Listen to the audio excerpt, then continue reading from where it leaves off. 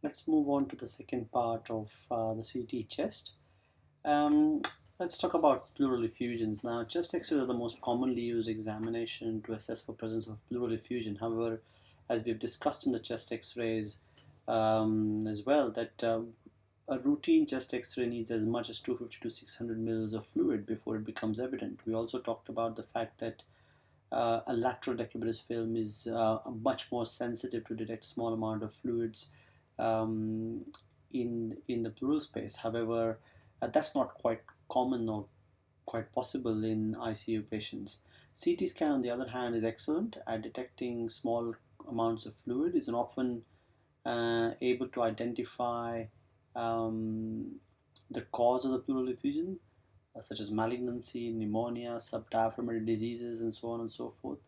It also helps distinguishing pleural effusion from empyema, and therefore CT scans are quite sensitive as well as specific in detection of the causes as well as complications associated with pleural effusions. Now, we see a pleural effusion on a CT scan. The free pleural effusion, uh, as the patient is supine while a CT scan is being performed, the the, the fluid will pretty much accumulate in the dependent position of the hemithorax, which means it will basically tend to go in the dependent bottom or the back portion or the posterior aspect of the lung, and it presents as a crescent shape attenuating area in the dependent portion of the hemithorax. The lung effusion interface has an upward concave configuration due to the recoil tendency of the lung, and as the pleural effusion becomes larger, the fluid will then tend to or extend to the apical as well as anterior aspects of the chest, and sometimes into the fissure. On the fourth image over here at the bottom, you can clearly see that the pleural effusion is actually extended anteriorly, and the underlying lung has completely collapsed.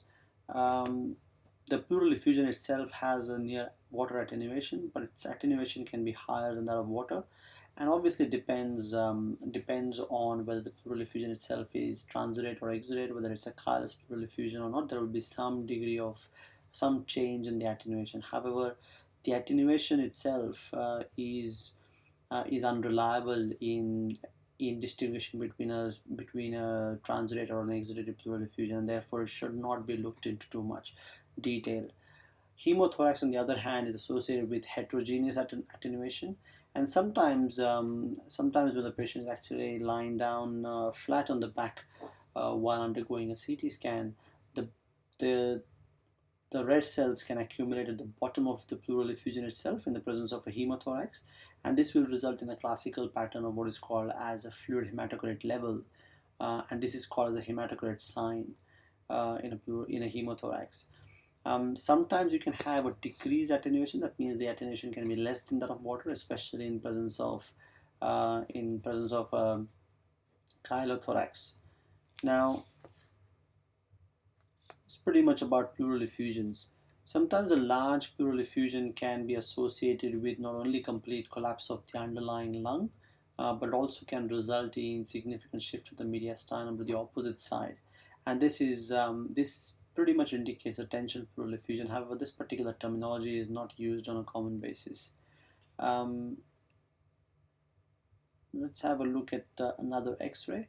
On this particular CT chest, you can see that there is an evidence of an attenuation, area of attenuation in the pleural space on the right side with the collapse of the right lung, but the anterior portion of the pleural effusion or the fluid appears to be flat instead of crescent shaped, and there is an area of hyperlucency on top of the fluid or the attenuated area, and this pretty much appears to be air along with fluid in the pleural space, and this is basically a classical appearance of a hydropneumothorax.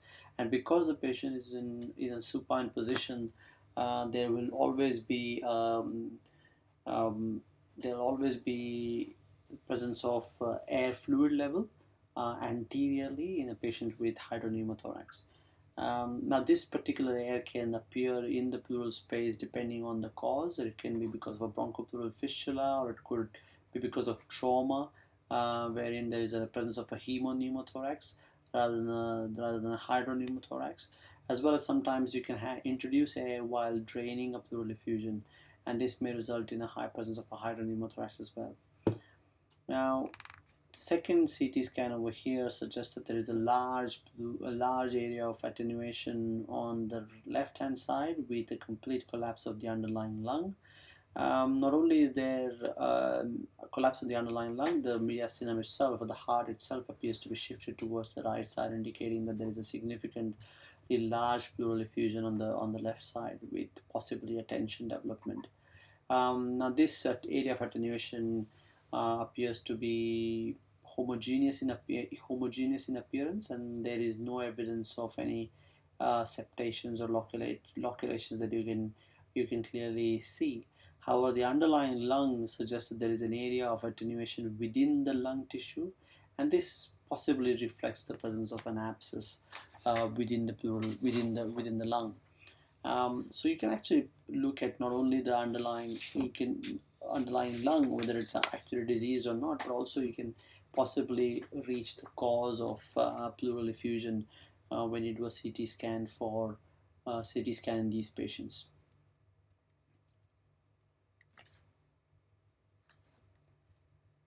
The next thing that we commonly see in some of the patients that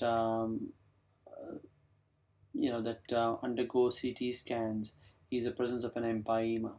Now, empyema is nothing but an accumulation of pus in the pleural cavity, and as we all know from a pathophysiological point of view, there are three different stages of empyema, including an exudative phase where there is an increase in the pleural fluid and accumulation of pus in the pleural cavity.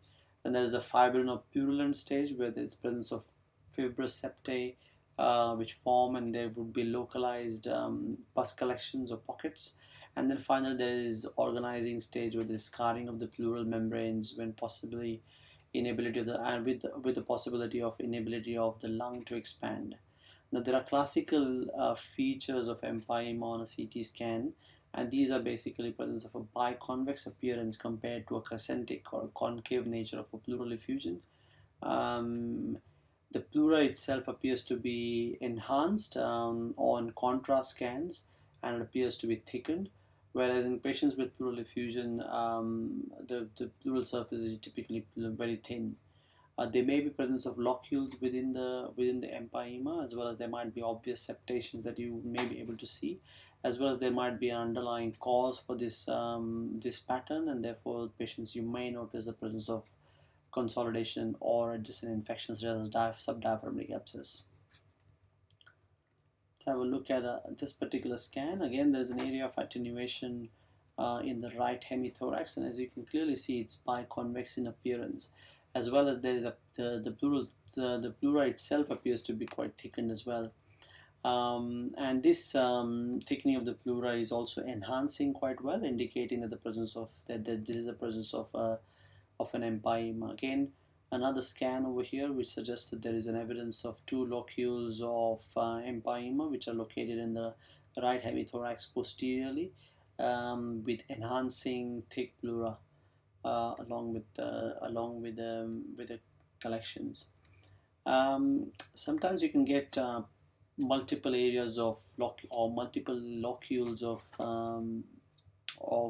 gases within the pleural space along with fluid collection. This is definitely suggestive of an empyema, especially once you get multiple locules like the ones that are shown in this particular scan. Now these are important when you're reporting on CT scans in the exam, to talk about this in detail and suggest that these are pockets of locules of air within the pleural space. Now let's move on to the next topic, which is basically pneumonia. Now traditionally, diagnosis of pneumonia would need a chest x-ray and would not need performance of a CT scan. Now, although it's not recommended to perform a CT scan for the initial evaluation of pneumonia, sometimes it might be necessary to perform a radiological investigation like a CT scan, especially when you've got either equivocal radiographical findings, or they might be non-specific radiographic findings. You might need to see things in a bit more detail. Um, a chest, sometimes you can perform a high resolution CT scan, especially when you're thinking about a viral infection or a fungal infection. And if you want to differentiate patients, so whether this is an infective pathology or whether there's a non-infective pathology such as interstitial lung disease. And these patients, high resolution CT scan where a narrow slice width, usually 1 to 2 millimeters, is typically used. And at this, the HRCT typically provides high spatial resolution, and therefore it might be very useful in detecting small, minor changes such as we would discuss in patients with interstitial lung disease later on. Now, the classical role of a CT scan or the high resolution CT scan would be typically in patients who are immunosuppressed with pneumonia, to identify if they've got viral or fungal infections. Sometimes patients may present atypically, or there might be atypical infiltrates on the chest x-ray, and therefore to help to differentiate between atypical pneumonia versus interstitial lung disease versus diseases such as BOOP, a CT scan or high resolution CT scan may be necessary. Similarly, patients who continue to be treated for pneumonia and who don't show any signs of improvement, or who actually deteriorate while being on appropriate treatment, may indicate the presence of complications associated with pneumonia, such as presence of an abscess formation within the lung tissue, or there might be development of an empyema, and these particular complications may need a CT scan to be performed. Similarly, you may need it for procedural reasons such as drainage of an empyema, transthoracic needle aspiration of tissues, or even lung biopsies. Now again, these are not going to be performed on a regular basis in intensive care unit, but obviously the surgeons would be demanding such an investigation before they intervene for an empyema. Um, so let's move on to some of the patterns of lung infiltrates that you can possibly visualize while you report on CT chest. You may see consolidation, diffuse lung infiltrates, ground glass opacification, interstitial infiltrates, fibrosis, nodules, and so on and so forth. So we'll talk about each of these ones in a bit more detail. Now, consolidation itself, as we talked about earlier, is the presence of airspace opacification. It's typically in patients who've got a lobar pneumonia or a consolidation. In these cases, the consolidation typically conforms to one particular lobe, and therefore that's the reason why it's called the lobar consolidation. And these consolidated area will usually show the presence of bronchi which are filled with air, and therefore they would appear black within these densely or opacified alveoli, and therefore these are called as air bronchograms, and you can clearly see air bronchograms in this particular CT scan. The second arrow typically does show the presence of air bronchograms. Um, Presence of air bronchograms suggests presence of pneumonia. However, you need to also remember that sometimes consolidation can also be contributed by other pathologies such as fluid, hemorrhage, and cancer infiltration. And therefore, when you're looking at a scan like that, you might say that pneumonia or bacterial pneumonia is the most likely possibility. However, other possibilities such as hemorrhage, cancer infiltration, and fluid is still a possibility. Um, the next thing that we can sometimes see is diffuse lung infiltrates, and these basically will present as patchy airspace opacification, which gives an appearance of white infiltrates diffusely all throughout the lung fields.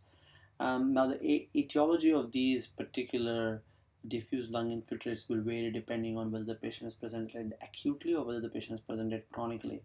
And if the patient is presented acutely, then the differential diagnosis would be pneumonia, pulmonary edema, ARDS, pulmonary hemorrhage, aspiration, drug reactions, hypersensitivity pneumonitis, or cryptogenic organizing pneumonia.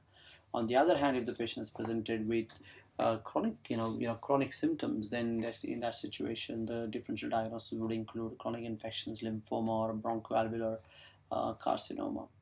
Sometimes you may similar pattern to consolidation and diffuse lung infiltrates is the pattern of ground glass opacification.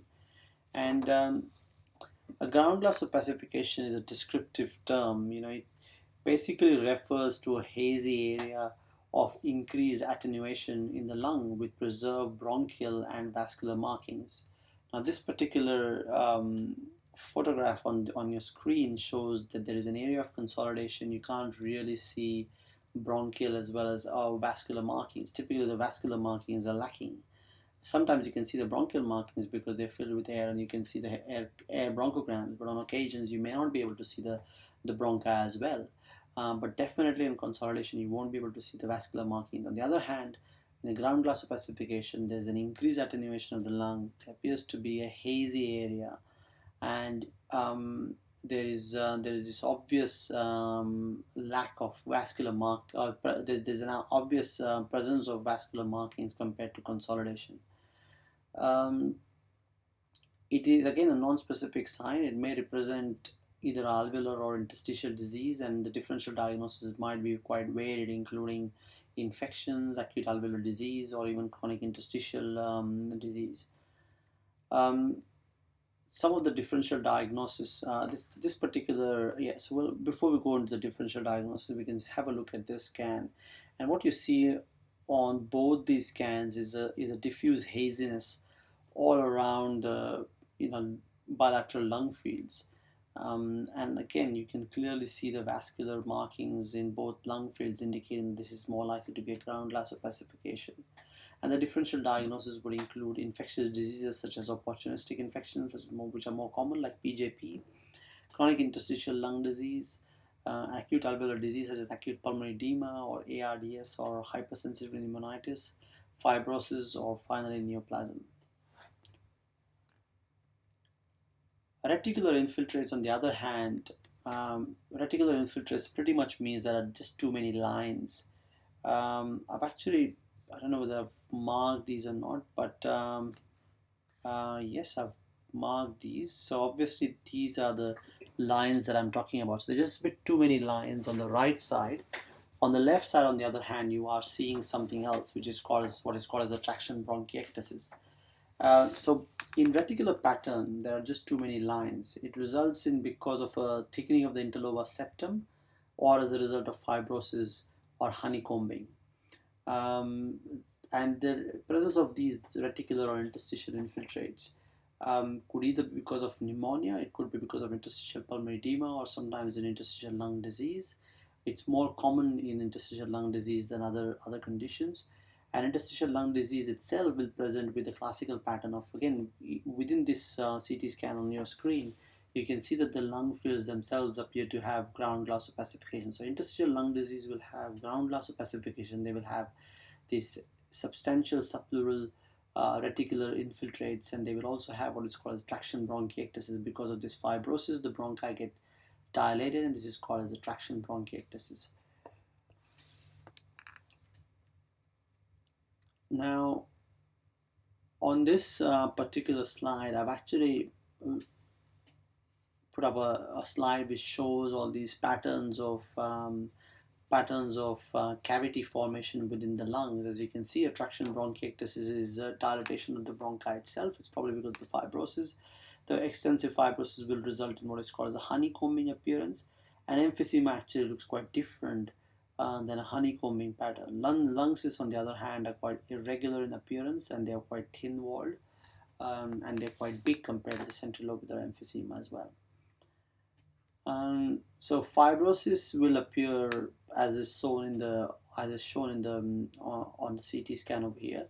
What it results in multiple cyst formation with interstitial fibrosis, and this is called as a pattern of honeycombing, and this represents an end-stage fibrotic interstitial lung disease.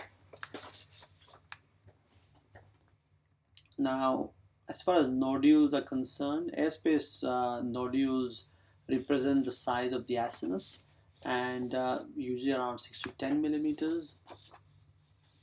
They are typically centrilobular in distribution, and they're best appreciated in early disease and best seen at the edge of the pathological process, which means at the very outside margin where consolidation is incomplete. Um, and when you compare them with the pulmonary nodules, the airspace nodules have irregular margins. They're typically associated with air bronchograms, and they are about 6 to 10 millimeters in size. On the other hand, the pulmonary nodules, they will basically be substantially bigger compared to the airspace nodules, but they would range in size depending on how long they've been there for. And they're typically homogeneous in appearance and well defined and surrounded by normal lung. And wouldn't be any air bronchograms that you will see with these pulmonary nodules. So sorry, I'll go back to that slide. So these two scans, you can see that in the first scan there is these small nodules, airspace nodules, which are seen all throughout the lung fields. On the other hand, there's a specific nodule that you can see on the left lung, on the posterior aspect, and that's definitely a pulmonary nodule. It's quite big, it's homogeneous, it's not associated with any air bronchograms or any disease of the underlying lung, and these are called as the pulmonary nodules. Now, differential diagnosis for all these patterns are varied, and I think what you should do is basically remember a few of these differential diagnoses so that you can actually use it to your advantage when you're giving a differential diagnosis for these patterns when you see a CT scan.